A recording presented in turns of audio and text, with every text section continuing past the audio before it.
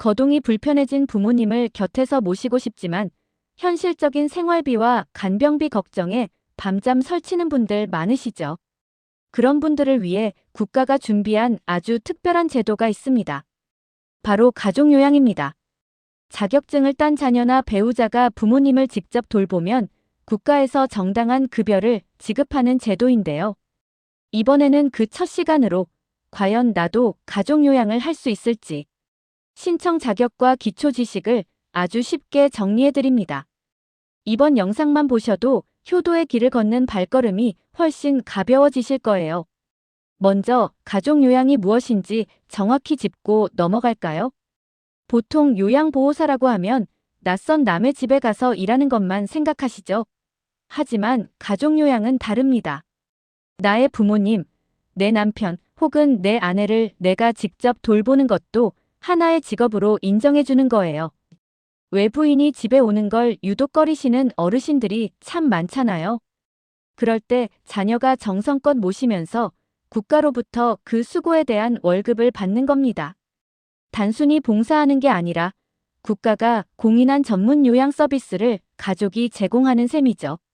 어르신은 편안해서 좋고 자녀는 경제적 도움을 받을 수 있으니 그야말로 일석이조 아닐까요? 그럼 가장 중요한 질문은 나도 자격이 될까일 겁니다. 딱 두 가지만 체크하시면 됩니다. 첫째, 돌보는 사람. 나에게 요양보호사 자격증이 있어야 합니다. 국가에서 월급을 주는 제도인 만큼 최소한의 전문성은 갖춰야겠죠? 아직 자격증이 없으시다면 지금이라도 늦지 않았습니다. 5060 세대분들이 가장 많이 도전하는 자격증 중 하나가 바로 이 요양보호사거든요. 둘째, 모시는 대상, 즉 배우자나 부모님이 장기 요양 등급을 받으셔야 합니다. 1등급부터 5등급, 그리고 인지지원 등급까지 있는데 이 등급이 있어야만 가족요양 서비스를 신청할 수 있습니다. 그럼 가족의 범위는 어디까지인가요? 라고 많이들 물으시는데요. 생각보다 그 범위가 아주 넓습니다. 자녀와 배우자는 당연히 되고요.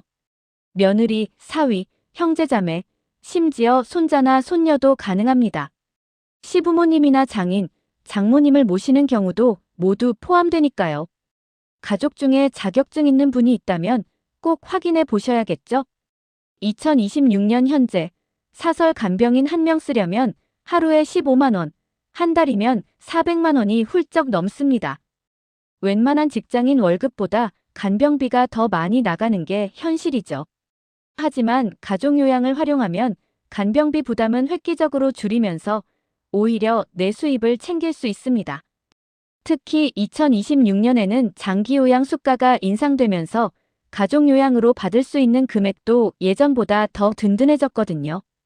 부모님의 정서적 안정은 물론 자녀의 경제적 노후까지 챙길 수 있는 가장 현명한 방법입니다. 이번에는 가족요양의 기본 개념과 자격 조건에 대해 알아봤습니다. 나도 자격증 따서 부모님 모셔볼까 하는 생각이 드시나요? 그렇다면 가장 궁금한 건 역시 돈이겠죠? 그래서 한 달에 얼마를 받을 수 있는데 하는 질문에 답해드리기 위해 다음 2편에서는 2026년 최신 급여 시뮬레이션을 준비했습니다. 하루에 60분 모실 때와 90분 모실 때 내 통장에 정확히 얼마가 찍히는지 이런 단위까지 계산해 드릴게요. 이번 영상이 도움되셨다면 구독과 좋아요 꾹 눌러주시고요. 우리 가족 노후를 지키는 정보, 다음 시간에 더 알차게 돌아오겠습니다.